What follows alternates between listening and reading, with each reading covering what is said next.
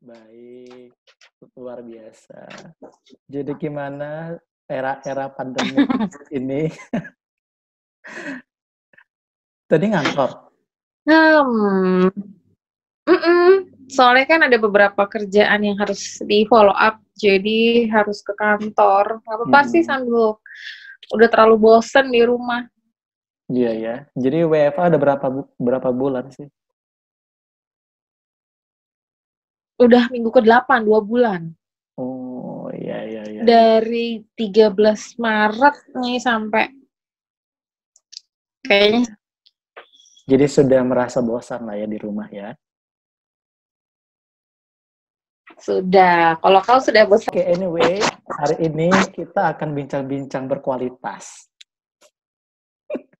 Aku punya beberapa pertanyaan di sini. Nah, hari ini aku ngambil tema tentang kuliah di luar negeri. Ya, kan salah satu teman aku yang menurut aku juga berhasil ya menggapai mimpinya di kuliah di luar negeri itu adalah salah satunya kamu.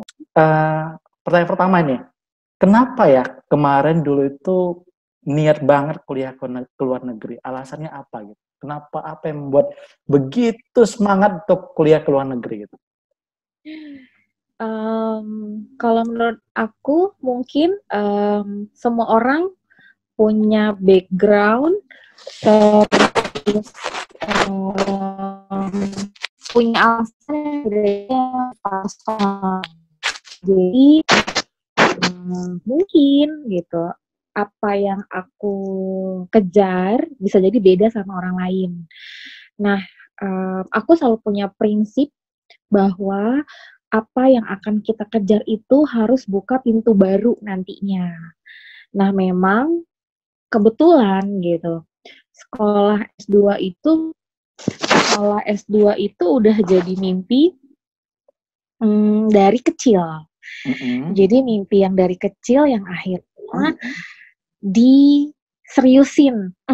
Jadi bertahun-tahun dikejar supaya layak dapat beasiswa dan bisa sekolah. Bayang kuliah S2-nya memang S2 di Indonesia atau di luar negeri gitu? Jadi ceritanya dulu kan saya tuh lulus S1-nya kan di dalam negeri, Surabaya. Nah, waktu lulus S1 itu semua teman-teman langsung ambil profesi psikolog, langsung S2 di kampus yang sama di Surabaya. Terus saya nggak bisa karena nggak punya uang, harus kerja. Jadi waktu itu setelah lulus harus pulang ke Jakarta kerja. Terus akhirnya bilang gini, awalnya tuh niatnya sih sebenarnya tidak ada rencana S2 sampai ke Inggris. Terus bilang sama Tuhan, ya udah deh kalau aku nggak boleh S2 sekarang, ini Tuhan janji ya bahwa aku S2 ke luar negeri. Gitu. Jadi mimpi yang diimani ditambah kerja keras. Tapi memang aku kenal Grace juga termasuk orang yang sangat suka belajar ya. Suka belajar, kemudian suka membaca. Jadi mungkin karena itu juga ya kehausan akan ilmu membuat kepingin lanjut kuliah ya gitu ya. Betul. Jadi ada beberapa pertanyaan, ada beberapa kayak kenapa orang lain bisa sekolah, kenapa aku enggak? Apa sih yang mereka pelajari di sana, caranya gimana? Jadi mungkin benar kata Ado, rasa ingin tahunya, terus karena baca, masa sih di sana seperti ini, benar nggak? Jadi kayak kita harus buktiin sendiri, benar nih gitu. Oke, berarti memang karena kepingin S2 karena cita-cita dari kecil ya. Jadi yang akhirnya terwujud dan sudah selesai ya. Oke, nah tadi udah cerita bahwa akhirnya kuliah ke Inggris ya. Dan menurut pendapatku memang salah satu tempat yang paling asik untuk kuliah itu di Inggris ya. Nah, pertanyaannya adalah kok bisa? Benar. Bagaimana ceritanya bisa sampai ke Inggris? Bisa cerita nggak? Dan aku tahu ini bisa menginspirasi teman-teman kalau seandainya nanti ini kita share ke tempat yang lain, bahwa bukan perjuangan yang mudah, bukan setahun 2 tahun ya. Dan itu kayak kalau kalau Grace nggak cerita itu kayak something kalau udah Tuhan ridho itu jalannya ada aja gitu. Nah, kayak mana sih ceritanya? Betul. Jadi memang dulu di perusahaan kantor saya sebelumnya itu ada program beasiswa ke luar negeri. Oke. Tapi mata kuliah ataupun kampusnya terbatas. Jadi rumpunnya rumpun sekolah bisnis, terus prioritas misalnya di top 25 rank university in the world misalnya. Nah, waktu itu memang awalnya setelah dapat informasi tawaran beasiswa dari kantor, ngejarnya sekolah bisnis, ngambil MBA di US. Selama 2014 sampai 2016 itu benar-benar dikejar. Jadi seperti tadi Ado bilang harus baca, belajar, les, semua dikerjain sampai pokoknya gimana caranya harus sekolah ke US gitu kan. Entah gimana di US juga nggak ngerti kan awalnya. Terus lama-lama aku tiba di titik bahwa ternyata ada pilihan lain selain beasiswa dari kantor, yaitu beasiswa dari pemerintah Inggris yang aku ambil. Jadi setelah berapa tahun itu, 2014, 2016, hampir 3 tahunan, belajar persiapan sekolah bisnis, nggak diambil, akhirnya sekolah International Development di Inggris, di Manchester. Nah, kenapa sih tiba-tiba pilih International Development? Terus Grace, sebelum ke situ ya, nah aku ya mungkin ini produser sih, ternyata waktu ketemu beasiswanya pemerintah Inggris itu juga kayak seperti apa ya, tiba-tiba gitu ya, tiba-tiba dan nggak tanpa disangka-sangka ya, itu ceritanya gimana itu? Benar, jadi awalnya itu karena mungkin Tuhan mau ngajarin ya, awalnya itu fokusnya itu cuman yang beasiswa kantor, US doang, sekolah bisnis, titik. Nggak ada opsi lain, nggak ngomongin beasiswa tempat lain, nggak ngomongin Inggris, nggak ngomongin apapun, Australia, nggak sama sekali. Bener-bener tuh kayak kacamata kuda. Tapi ternyata kan beasiswa di Inggris itu tutup sekitar bulan November kalau nggak salah. Iya, November. Nah, teman saya itu yang seperti tadi bilang, itu tuh kayak mukjizat gitu. Tiba-tiba teman saya, teman dekat dari kuliah S1, ngasih tahu nih ada beasiswa Chevening buat ke Inggris. Kayaknya kamu cocok deh, aku daftarin ya. Jadi cuman sebatas itu aja. Hingga akhirnya aku cari tahu dan daftar dan terima. Gitu. Dan itu apa ya, kalau udah jalannya Tuhan tuh kayak udah cepet banget dan kayak jalan tol ya gitu ya. Padahal hampir 3 tahun memperjuangkan kuliah bisnis tapi nggak kesampaian ya. Tapi dengan sebentar aja ada tawaran atau ada informasi tentang kuliah dari beasiswa Chevening dan itu langsung lulus di percobaan pertama ya. Dan itu ada cerita mujizat lagi. Jadi kan karena sekitar November kita aplikasi masuk, itu kan interviewnya akan bervariasi dari Februari sampai April. Nah, harusnya itu kan saat itu saya lagi ada trip ke Jepang. Jadi udah ada rencana kan kita ke Tokyo bareng, semua ya, visa, tiket udah rapi, tiba-tiba jadwal interviewnya itu pas banget di hari kita lagi penerbangan pulang. Jadi harusnya interviewnya pagi, pulang ke Jakarta, ke Indonesia, nyampainya siang atau sore gitu. Kita udah mikir dong, ya ini mana yang harus dipilih? Harus ke Jepang atau harus interview? Iya, itu kan sampai akhirnya beberapa trip yang ke beberapa daerah di Jepang tuh di cancel ya. Dan kami cuma berdua yang pergi ya. Karena untuk belajar persiapan interview. Ya benar. Terus? Dan ternyata gitu kan, puji Tuhannya di hari saya interview itu tiba-tiba ada putaran kedua Pilkada Jakarta. Iya, oke. Jadi akhirnya hari yang harusnya saya interview dan perjalanan kembali ke Jakarta, itu jadi nggak bisa interview. Oke, jadi Karena Jakarta libur di Jabodetabek. Jadi akhirnya puji Tuhan tuh nggak harus batalin perjalanan ke Jepang, nggak harus meninggalkan kesempatan interview. Jadi besok hari ini saya tiba Jakarta, besokan interview, dan seperti tadi kata Ado, yang awalnya mau keliling Tokyo, Osaka, apalagi ya, Tokyo, Osaka, Nagoya, Kyoto, Nagoya, gitu. beberapa kota. Akhirnya saya hanya stay di Tokyo belajar untuk interview. Jadi kayak udah Tuhan atur, memang harus ke sana, dibukain jalannya gitu. Oke, lanjut. Tadi kenapa akhirnya dari kayak apa ya, kayak twist gitu ya, ketika yang MBA akhirnya jadi ke studi development. Itu ceritanya gimana?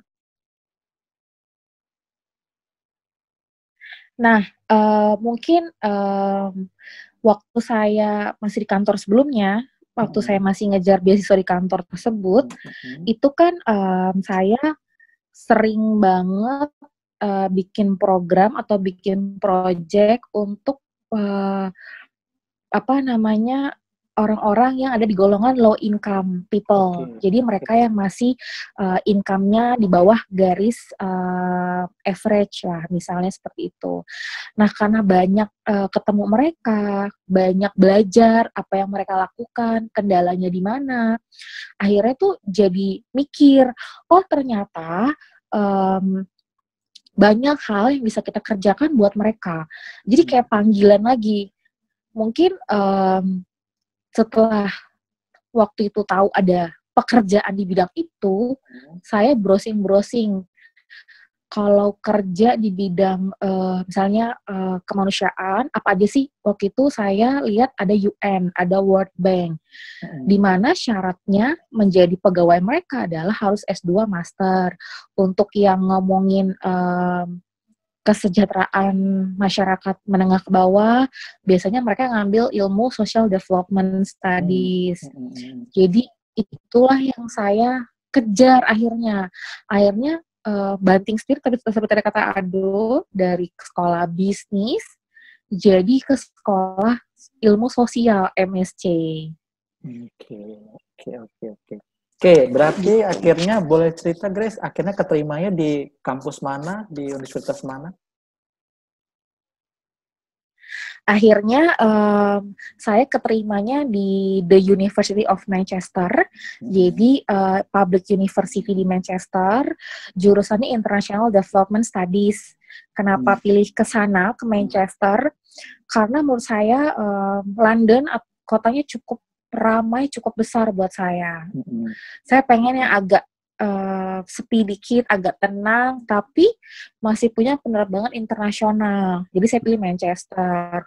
Terus dari segi kampus di Manchester itu development itu masuk ke dalam top 5 di Eropa. Jadi mereka punya research poverty lab ataupun research poverty community yang engage-nya tinggi daripada pakar-pakar ilmuwan di bidang development sosial seperti itu. Oke. Nah, ini kita akan masuk ke menu yang lebih intinya ya. Pertanyaan selanjutnya, Grace. Bagaimana sih pengalamanmu di kuliah di luar negeri? Kan itu pasti. Nah, yang pertama adalah apa sih beda kuliah di Indonesia sama kuliah di luar negeri? Kenapa selalu orang bilang, ya kalau misalnya mau dapat ilmu lebih bagus ya kuliah ke luar negeri gitu. Apakah memang sebagus itu kah? Atau memang seperti apa? Apa sih bedanya gitu?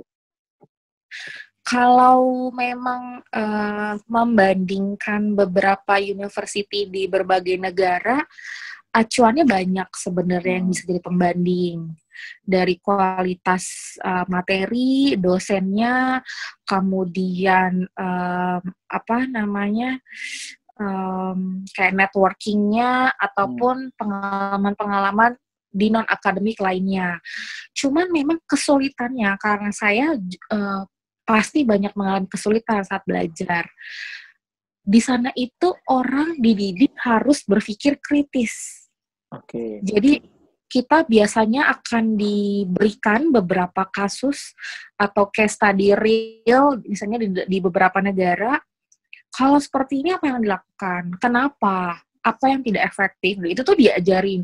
Kebanyakan di negara lainnya tuh masih bilang bahwa, bukan masih bilang ya, masih menganut hafalan, masih benar-benar textbook aja. Kalau di sana tuh benar-benar, jadi misalnya ada satu mata kuliah,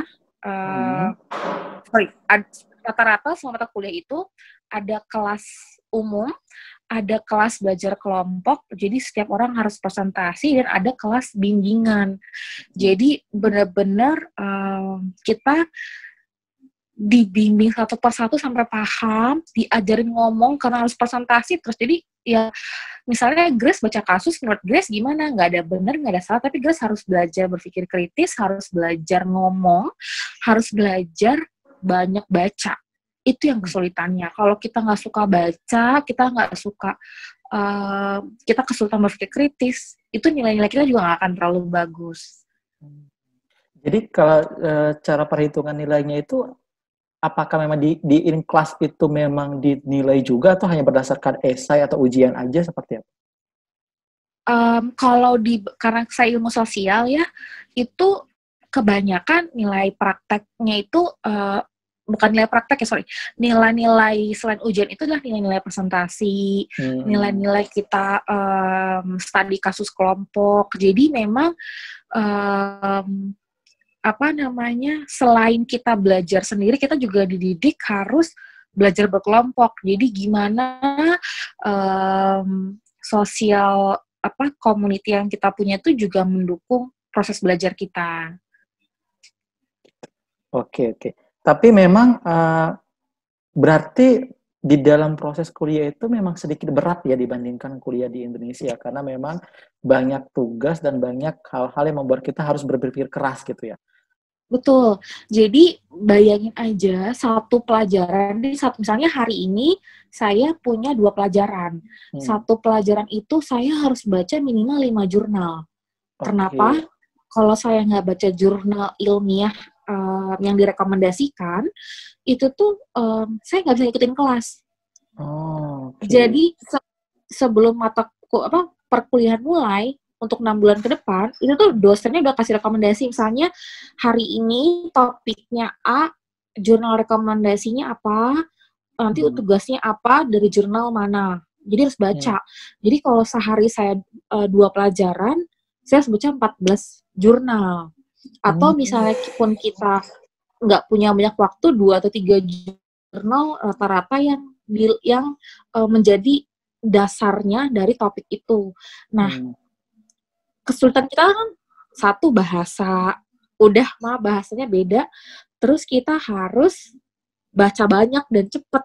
Nah, itu juga jadi tantangan sendiri sih. Oke. Nah, jadi selama kuliah itu, hal yang paling tersulit selama kuliah itu apa ya, Grace? Selain yang tadi membaca, yang harus banyak baca, itu hal yang tersulitnya itu apa ya? Kalau menurut saya sih, saat kuliah yang sulit itu adalah menulis. Jadi, kadang-kadang satu paragraf yang kita tulis itu adalah rangkuman atau intisari dari 2-3 buku atau 2-3 jurnal. Jadi, karena kita harus menulis, kita harus membaca. Jadi, kalau misalnya kita punya assignment atau tugas bikin 5 esai untuk ujian akhir, itu satu esai itu kita bisa baca 40-50 jurnal. Jadi emang kesulitannya sudah membacanya sulit, bahasanya juga bahasa Inggris, dan harus menulis. Jadi tadi critical thinking-nya dilatih. Kayak misalnya teori A ngomong di negara berkembang ini tuh bisa dilakukan, tapi di developed country, di negara-negara yang sudah berkembang ternyata sudah outdated atau sudah tidak relevan. Nah, kita tuh belajar berpikir kenapa di situ dibilang nggak relevan? Kenapa di sini dibilang masih relevan? Faktornya apa? Apa mungkin faktor sosialnya mendominasi? Nah, kita tuh harus belajar. Oh, cari dulu backgroundnya ada. Apakah ada history misalnya di satu zaman itu, karena saya juga belajar ilmu politik, kok mereka tuh kebentuk behaviornya oh ternyata itu masih masa perang dunia kedua, misalnya banyak transmigran ataupun banyak orang migrasi untuk menghindari daerah konflik. Nah itu kenapa jadi begitu, kenapa perkembangan situasi sosial mereka jadi terhambat, atau misalnya kenapa mereka mengacu kepada mazhab A, baca lagi sejarahnya. Nah jadi habis baca sejarah, oh cari lagi ilmu teori ekonominya bilang apa. Jadi memang cukup tantangannya berat gitu. Yes. Tapi it worth it ya. Jadi semuanya itu terbayar ya dengan ilmu yang didapat selama kuliah. Oke, total kuliah seberapa lama Grace di Manchester? Kalau kita tuh kuliah dari September sampai Agustus, kurang lebih setahun ya.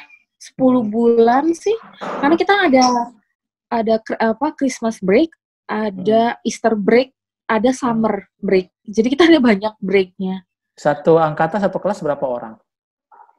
Untuk jurusan saya, International Development itu kita punya, jadi satu fakultas, satu jurusan itu mungkin sekitar 100-an. Untuk pendalaman social development, saya kan ngambilnya development management, itu 26 orang. Oh, berarti ada penjabarannya lagi. Ada subbidang ilmunya lagi ya? Oke. Betul, saya ambilnya manajemen. Oke. Nah, terus, hal yang aku mau nanya nih, kan ternyata di dalam jurusan kamu ini ada kayak field trip-nya ya, kayak study trip-nya. Nah, bisa cerita nggak itu kemana? Kayaknya menarik, bisa diceritakan. Nah, memang waktu kita pilih sekolah itu kampus-kampus di Inggris itu udah sangat detail. Mereka akan cerita ngapain aja tiap mata kuliahnya, ngapain aja tiap semesternya. Nah, waktu saya browsing di Manchester, itu saya nemu mereka. Jadi karena kita ngomongin development, yang ngomongin perkembangan sosial, itu akan dibawa field trip ke Afrika. Oh, oke. Jadi ke Afrika. Dan itu sudah masuk dalam tuition fee ya? Nggak bayar lagi ya berarti? Sudah termasuk? Sudah. Jadi tuition fee-nya itu udah include semua, dari mulai transportasi, hotel, makan, asuransi, vaksin. Kita kan wajib vaksin kan. Kemudian semua visa, tadi sudah sebut ya, visa semua, tiket semua include. Berarti cukup. Jadi kita sekitar 3 minggu. 3 minggu di Afrika? Di Afrika, tepatnya di Uganda, di East Africa, Afrika bagian timur. Oke, kenapa ke sana dan ngapain aja di sana, Grace? Jadi biasanya itu kampus akan pilihin negara-negara berkembang yang memang bisa menjadi contoh atau bisa menjadi pembelajaran untuk ilmu kita. Nah, kalau saya kan ada sub politiknya. Jadi kita ngomongin misalnya gini, apa sih yang menyebabkan mereka masih dalam kondisi keluarga prasejahtera atau masih disebut keluarga miskin? Apakah faktor politik di negaranya yang mendominasi, ataukah memang technical problemnya banyak dalam eksekusi program, ataukah memang mereka misalnya daerah itu tidak ada sumber daya alam yang memadai hingga mereka tidak punya source of income, seperti itu.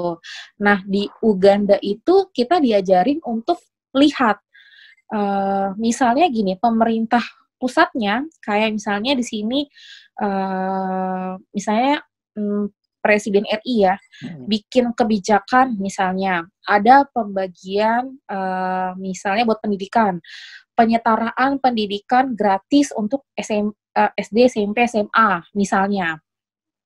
Nah, pemerintah pusat udah bilang, jalanin ya. Kita cek lagi ke pemerintah di Pemprovnya, provinsinya. Turun nggak kebijakan itu? Implementasinya gimana? Terus kita bawa lagi pemerintah di daerah, Pemdanya. Gimana sih mereka mengimplementasikan si kebijakan tadi sekolah gratis sampai kita wawancara terakhir di sekolahnya sebagai end user ataupun beneficiaries dari program itu. Di situ bisa kelihatan gap-nya. Kata pemerintah pusat, aku akan subsidi biaya infrastrukturnya, biaya modulnya, gaji guru dan sebagainya. Begitu di Pemprov misalnya provinsi bilang, oh iya seragam kita kasih, tapi untuk anak-anak yang baru masuk kelas SMP dari awal. Jadi yang anak-anak SMP dari misalnya masukin sekolah kelas 2 atau kelas 3 pindahan nggak dapet misalnya. Terus gurunya dapat gaji. Ternyata pas di sekolah kita cek mereka nggak gajian 3 bulan. Terus Pemdanya bilang, oh iya gratis, tapi ternyata khusus buat 100 orang, tidak semua siswa. Nah, kita belajarin gap-gap itu gimana. Oh, ternyata politik itu berpengaruh. Siapa sih yang kamu pilih, siapa sih presidennya atau pemerintahannya, itu mempengaruhi sebuah ekosistem. Jadi seberapa berkembangnya negara ataupun daerah itu banyak faktor. Nah, kita itu tuh belajar. Jadi itulah yang kita lakukan di Uganda. Kita interview beberapa pemerintahan, interview sekolahan, dilihat gap-nya itu di mana. Apa yang bisa diperbaiki misalnya kita menjadi seorang tenaga ahli untuk melakukan perbaikan seperti itu. Jadi tapi selama di sana seluruh terarrange dengan baik oleh university kita berarti ya? Sudah di-arrange dengan baik. Betul, ya? betul. Okay. Jadi udah disiapin transportasi sama pendamping. Oke. Nah, dari selama 3 minggu di Uganda, hal apa yang akhirnya kau merasa, ternyata ya akhirnya kau membuka mata dirimu bahwa ternyata ada hal seperti ini gitu. Ibaratnya kalau selama ini kan kita ya cuma taunya Indonesia aja gitu. Akhirnya betul membuka mata seorang Grace tentang kondisi di Afrika itu, hal apa yang kamu dapatkan? Jadi kita pikir selama ini kalau kita ngeluh soal Indonesia, kita udah merasa negara kita tuh sangat tertinggal. Kita ngerasa Indonesia tuh sangat buruk, komplain, banyak ngeluh dan sebagainya. Ternyata saat kita keluar, memang mereka belum semaju Indonesia. Jadi memang kota yang saya datangi itu bukan ibu kota provinsinya. Jadi itu benar-benar masih tertinggal. Masih banyak di sana itu penyakit menular seperti AIDS dan sebagainya. Artinya kan kita tuh sebenarnya nggak sendirian. Indonesia tuh nggak sendirian untuk berjuang mengembangkan negaranya.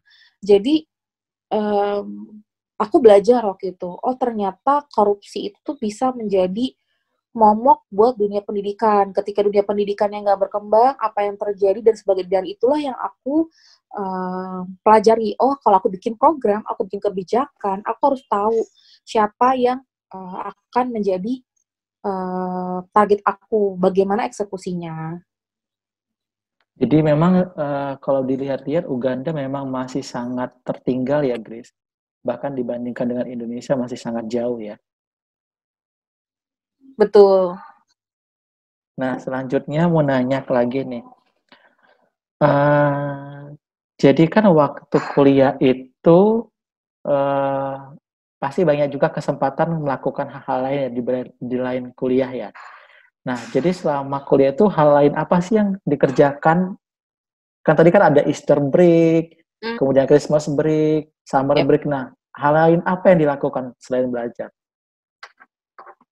Kalau aku sih selain ngumpul sama teman-teman yang berasal dari Indonesia atau ngumpul dengan teman-teman sekelas, biasanya jalan-jalan. Jadi kesempatan keliling UK, keliling Eropa, terus juga saya part-time di di kampus. Jadi ngisi waktu luang untuk nambah-nambah pengalaman.